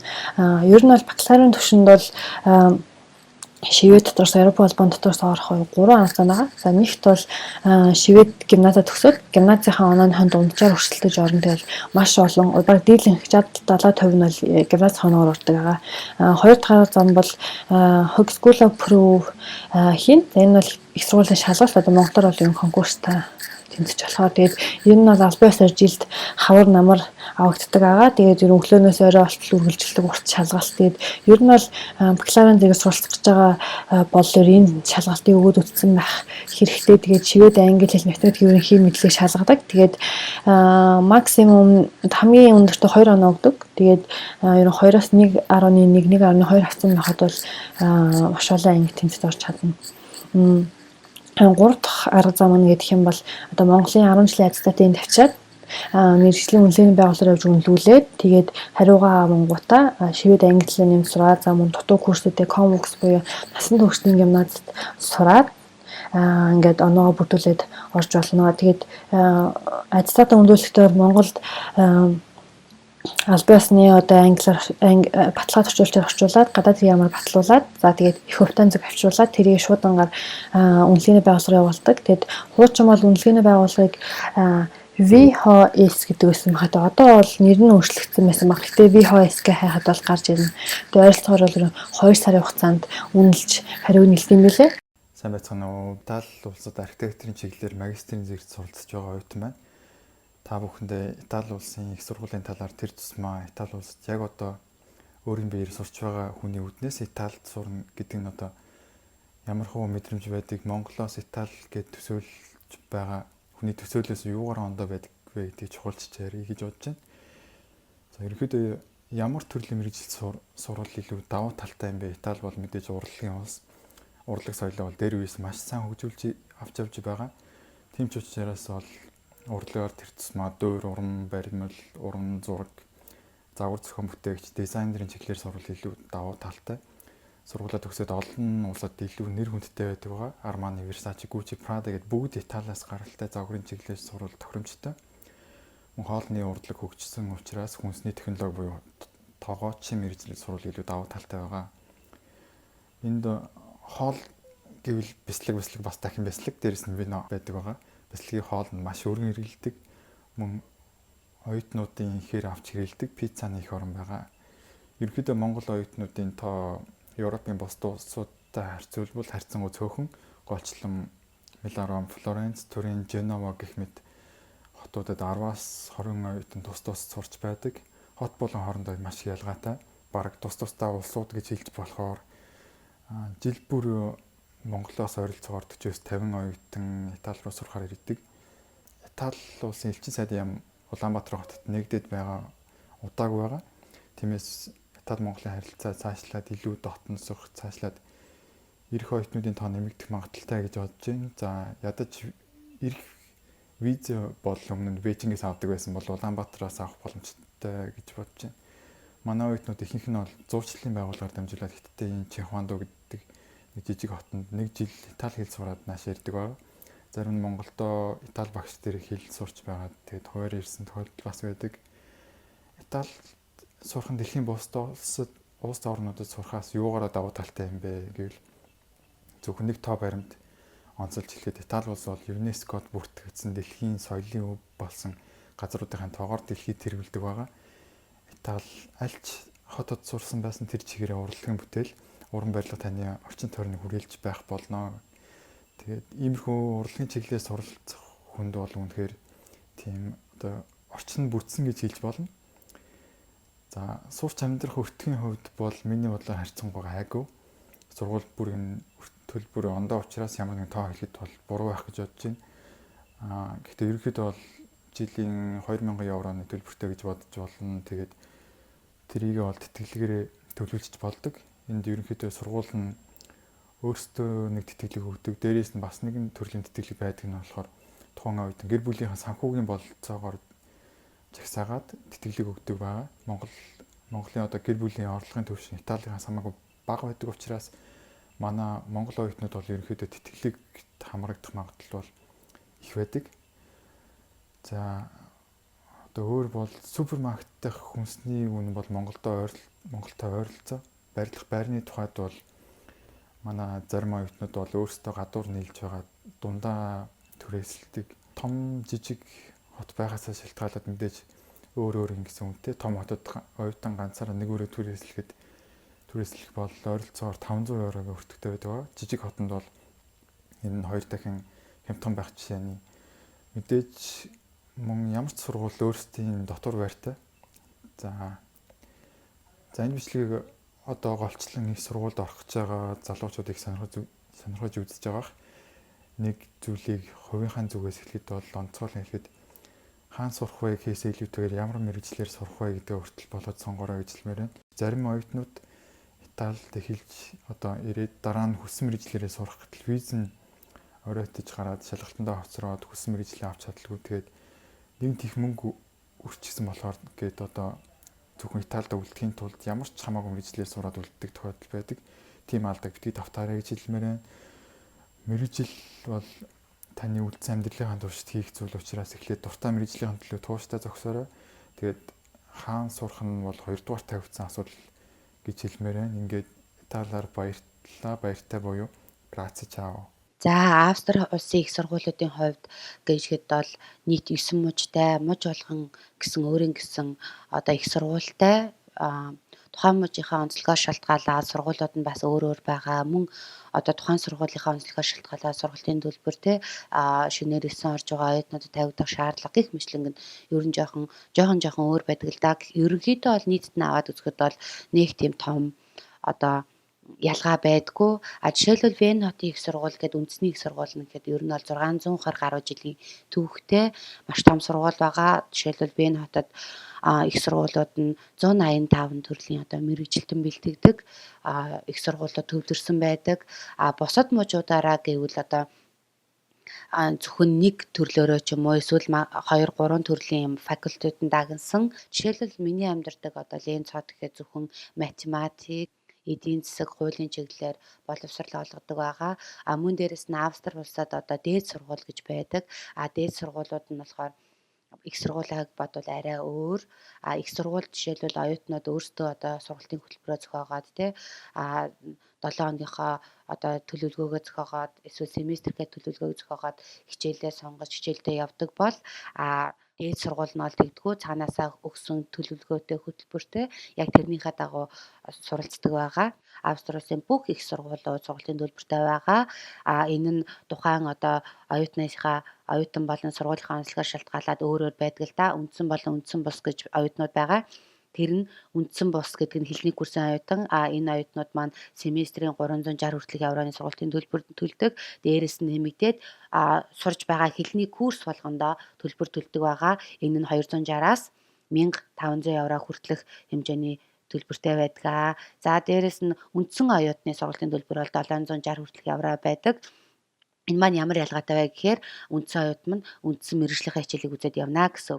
Мөн дээрээс нь бүх одоо их сургуульд сурж байгаа оюутан Австри улсын иргэн байна уу, Европын холбооны орны иргэн байна уу, одоо 3 дахь орны иргэн байна уу, тэр нь хамаагүй бүгд одоо оюутны холбооны төлбөр гэж 19 евро 80 цент төлдөг байгаа. Энэ нь болохоор юунд зориулагдсан мөнгө вэ гэхээр бидний эрхийг хамгаалсан те янз бүрийн үйл ажиллагаа явуулдаг. Үүнд нь одоо бид нар оюутан бүх оюутнууд шимтгэл мөнгө төлдөг байгаа. Жишээ дурдаад би нэг зүйл хэлээ л да. Одоо жишээлбэл бүх Австри улсад сурдаг оюутнуудад гарын авлага гэж өгдөг. Гэхдээ энэ мэдээж тухайн оюутан өөрийнх нь хүслээр өгдөг л байгаа л да. Бүх их сургуулиудаар одоо ийм брошюроо одоо үнгүүд хараагддаг. Энийг оюутны холбооноос нь өгдөг байгаа. Жишээлбэл одоо их сургуулаа хэрхэн эхлэх вэ те? Мөн одоо бүх оюутнууд ажил хийх хэрэгтэй байдаг. Ажил хийх оюутнуудын одоо хууль нь те ямар ажил яаж хийх вэ? Та ямар хэмжээний татвар төлөх вэ? Энэ татварын бодлого гэх мэтлэн ингээ хуулиуд нь мөн ингээд хүүхэдтэй оюутнууд те хүүхэдтэй бол хэрхэн одоо сурах боломжтой вэ? Мөн одоо суралцах хугацаанд өөрийнхөө амжиргааг хэрхэн одоо зохицуулах вэ? За мөн дээрээс нь гадаадын оюутнууд те гадаадаас хөрөлцөн ирж байгаа оюутнууд хэрхэн одоо өөрийнхөө сургалтыг төлөвлөх вэ гэх мэтлэнгийн дээрэс нь хэрвээ та одоо сургуулаа төгсөөд гарсан бол одоо Австри улсад үйл ажиллагаа явуулдаг бүх компаниуд бүх одоо байгууллагууд те тэрэнд та хэрхэн карьераа одоо үргэлжлүүлж хүсэх вэ? Тэр байгууллагууд одоо ямар шалгуураар одоо тухайн ажлын байранд хүн авдаг вэ гэх мэтлэн ингээд зөвлөгөө гарын авлагуудыг бүх их сургуулиудын номын сангуудаар болон одоо оюутны холбоонуудаар нүнгүүд хараагддаг байгаа. Тэгэхээр одоо дөнгөж оюутан одоо шинээр ирсэн оюутнууд маань ямар ч санаа зовох зүйлгүйгээр энэ номнуудыг ингээд очиод үнгүү аваад орчуулад яаж хэрхэн одоо суралцах вэ? Хэрхэн алхмаа эхлэх вэ? Зөв эхлэх вэ? Гэх мэтлэнгийн ийм одоо мэдээллийг авах боломжтой ийм гарын авлагуудыг өгдөг байгаа шүү. Тэгэхээр оюутан Австри улсад сургууль сурахыг хүсэж байгаа, сонирхож байгаа оюутан залуустаа зөвлөхөд ер нь бол Монгол улстай бакалавра төгсчөөд наашаа ирүүл их зүгээр санагддаг. Яагаад вэ гэхээр бид нэр сурах арга барилаа эхлээ эзэмшчээд их орондоо тий одоо академик боловсролыг яаж эзэмших вэ? Энийг яаж төлөвлөх вэ гэдэг арга барилаа эхэлж эзэмшчээд наашаа одоо мэргэжлээ дээршүүлэх зорилгоор ирүүл их зүгээр юм шиг санагддаг. Яагаад вэ гэхээр Австри улсад бакалаврын түвшин 3 жилийн одоо 180 кредит гэдэг бол маш их хичээл судлана гэсэн үг. Монгол улсад 4 жилийн 100 гаруй кредит гэдэг нь штэ. Тэгэхээр энэ хоёрын хооронд маш том ялгаа байгаа. Бүхэл бүтэн 60 кредитийн зөрүү байгаа. Дээрэс нь нэг жилээр бага хэрнээ 180 кредит судна гэдэг бол маш шахуу явдаг. Бакалаврын төвшөнд бол маш их цаг хугацаа зарцуулна. Ер нь бол доод нь 5 жилийг зарцуулна. Зөвхөн үндсэн хичээлтэй. Дээрээс нь хэлний бэлтгэл явна тий. Гэх мэтлэнгээр ер нь бол 5-6, 7 жилиг бол зарцуулна. Тийм учраас эхлээд бакалавра Монголдо эзэмшчээд мэргэжлээ дэвшлүүлэх гээд наашаа ирвэл их зүгээр санагдсан. Мөн дээрээс нь Монгол улсад одоо бакалавр эзэмшиж байгаа залуустаа гэж зөвлөхөд дипломны ажил бичиж байгаарэ. Австри улсад мэргэжил дэвшүүлэхийг хүсэж байгаа оюутан залуусаас дипломны ажил шаарддаг байгаа. Ер нь бол их сургуулиудын бодлого нь бол Европын холбооны иргэд болон Австри улсын иргэдэд үнэгүй боловсрол олгодог байгаа. Яагаад вэ гэхээр энэ улс татварын бодлогоороо одоо их сургуулийн боловсролын системтэйгээ холбогдсон байдаг. Австри улсад татвар төлж байгаа иргэдийн болон Европын холбоонд татвар төлж байгаа иргэдийн хүүхдүүд Австри улсад үнэгүй боловсрол эзэмшнэ. Их сургууль сурж байгаа бүх хүмүүс үнэгүй боловсрол эзэмшдэг. Зөвхөн 3 дахь орны иргэд одоо сургалтын төлбөр төлдөг байгаа. Үүнд Монгол улс ордог байгаа шүү. Тэгэхээр Монгол улсаас ирж байгаа оюутан залуус маань сургалтын төлбөр төлөх нь байна шүү гэж та бүхэндээ хэлмээр байна. Мөн дээрээс нь Монгол улсаас ирж байгаа оюутан залууст маань үндсэн бус оюутнуудад 7 хоногийн 10 цаг ажиллах эрх өгдөг. Энэ нь сард 405 хүртэлх евро одоо олох боломжтой. Хэрвээ та үндсэн оюутан болоод үндсэн мэргэжлийн хичээлээ үзээд явах юм бол мэдээж 30 хүртэлх цагийн одоо ажиллах эрх олгодог байгаа. Энэ үүднээс ингээд бүх Австри одоо их сургуулийнх нь энэ одоо систем, бодлого, энэ визний асуудал, ажлын гэрээ, ажиллах асуудал энэ бүх маань бүгд холбоотой нэг багц болоод хуулинд орсон байдаг учраас нэгийг ч орхитуулах боломж байхгүй. Хэрвээ та их сургууль сурах гэж байгаа бол заавал одоо энэ хуулинд нь захирагдаад одоо тэр ажил хийж байгаа бол заавал татврын төлөх ёстой, эрүүл мэндийн даатгалын заавал төлөх ёстой, байрны гэрээ гэх мэтлэнгийн ингээд бүх юм нь хоорондоо холбоотой байдаг учраас ямар нэгэн юмнаас нь одоо мултарч үлдэн гэсэн ойлголт бол байхгүй. Дээрэс нь та заавал сургалтын төлбөрөө төлж өгж визээ сунгана тий. Эсвэл та заавал ажил хийжээж өөрийнхөө одоо амьдрах баталгаагаа бий болгоно гэх мэтлэнгийн тухайн хүнийхээ одоо насны онцлогоос шалтгаалаад таны одоо виз сунгалтанд хэдэн евроны одоо өөр батлан даалт харуулах бай гэх мэтлэн ингээд янз бүр байдаг л да. Энд цотын их сургууль жишээлбэл кампус их сургууль гэж явагддаг. Одоо өөрийн гэсэн оюутны байртай, өөрийн гэсэн оюутнууд чөлөө цагаа өнгөрүүлэх газруудтай, мөн спортын заал, спорт усан сэлэлт одоо бүх төрлийн спортын чөлөө цагаа өнгөрүүлэх газруудтай, номын сангууд нь бүгд үнгүй үйлчилдэг. Бүх оюутан залуус үнгүй номын сангууд мөн дээрэс нь одоо багш нар лекцээ интернет тавьдаг байгаа. Тэр интернетээс оюутан залуучууд өөрсдөө татаж аваад хэвлээд авч болно. Эсвэл багш өөрийн бэлдсэн одоо тэр лекцийг номын сангаараа дамжуулаад үсрээл нь 3 евро, 8 еврогоор зарагдах гэх мэтлэнгийн ингээд материалууд, бүх материалууд гарын доор бэлэн байж байдаг. За мөн дээрэс нь семестр төлөвлөгөө гэдэг ингээ гаргадаг байгаа. Одоо хэрхэн төлөвлөх вэ? Та семестрийн одоо сургалтаа хэрхэн төлөвлөхөг оюутны холбооноос бас юм жижигхэн гарын авлага гаргадаг байгаа. Энэ бүхэн дээр та өөрөө ингээ өөрийнхөө төлөвлөгөөг бичээд энэ дээр ингээ зааснаар бас ингээ дагаад явах юм бол бас цаг хугацаа алдахгүй суралцах боломжтой шүү. За ер нь бол ингээд оюутан залуусын талаар, оюутны их сургуулийн талаар ингээ яриад байвал маш их юм ярих байна. Одоо энэ 6-7 минутанд ингээ бүх зүйлийг ярих маш хэцүү, маш их зүйл орхигдож байгаа. Та үнэхээр ингээд өшөө илүү мэдхийг хүсээд тий өшөө илүү зүйл тодруулахыг хүсвэл надтай ингээд хуваараа холбогдож болно. Мөн одоо манай оюутны одоо нөгөө Австри дахь монголчуудын холбоогоор дамжуулаад холбогдож болно. Энэ холбооны маань хуудсанд ингээд бүх мэдээллүүд алхамтайгаа ингээд тавигдсан байдаг. Мөн номнуудынх нь ингээд тайлбарууд нь хүртэл тавигдсан байдаг. Та ингээд өөрөө персондыг холбогдох боломжтой шүү. Тэгээд шинээр ирж байгаа, одоо сурахыг хүсэж байгаа, том мөрөөдөлтэй, том зорилготой хөтлөгдөөд ирж байгаа оюутан залуустаа бүгдэнд нь амжилт хүсье. За бидний нэвтрүүлэгтээ хамт байсан та бүхэндээ баярлалаа. За тэгэхээр та өнөөдөр энэ нэвтрүүлгийг үзснээр маш их зүйлийг бодсон байхаа гэж бодож байна. Хэрвээ та энэ нэвтрүүлгийг үзээд ямар нэгэн оронд тухайн бидний мэдээллийн орноос одоо сурахыг хүссэн болвол очиж сурахыг хүссэн бол бидэнтэй холбогдороо бид нар мэдээлэл өгсөн дэлхийгээр таран суугаа энжлүүдтэйгээ та бүхний холбохыг хичээнэ. За тэгээд дэлхийгээр таран суугаа манай Positive Mongolia-гийн энжлүүд та бүхэндээ маш их баярлалаа. Та бүхэн энэ их одоо ажлынхаа, энэ их сургуулийнхаа цаг завыг зарцуулж монголчуудаа ийм сайхан үнэтэй сайхан мэдээлэл олгосон та бүхэндээ маш их баярлалаа гэдгийг хэлмээр байна. Та бүхэндээ хамтарч ажиллахад туйлын их таатай байдаг шүү гэдгийг болоод биднийг үздэг олон монголчуудынхаа өмнөөс та бүхэндээ хэлмээр байна. За ингээд манай өнөөдрийн энэ сэдв дэлхийгээр таран суугаа монголчууд мэдээлж байна гэдэг нэвтрүүлгийн маань энэ удаагийн ихтэй сургууль гэдэг сэдв маань өндөрлөө. Дараагийн сэдв бол одоохондоо би нууц үлдээ. Дараагийн сэдвээр бүгдээрээ эргээд уулзцгаая. Баяртай үзэгчтэй. Positive Mongolians үзүүлж байна.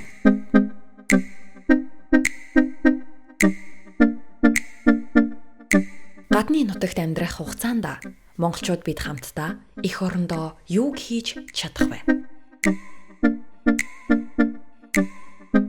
Хөгжил дэвшил, нийгэм соёлын ялгаанаас хүн бүр өөрийнхөөрөө энийг Монголдо хэрэгжүүлсэн, тэрийг түгээхсэн хэмээн бодсоор байна. Тиймээс сурсан бол сурснаа, мэдсэн бол мэдснэ. Монгол түмэндээ мэдээлэлээр мэдлэг түгээе. Маргааш биш, өнөөдөр хийцгээе.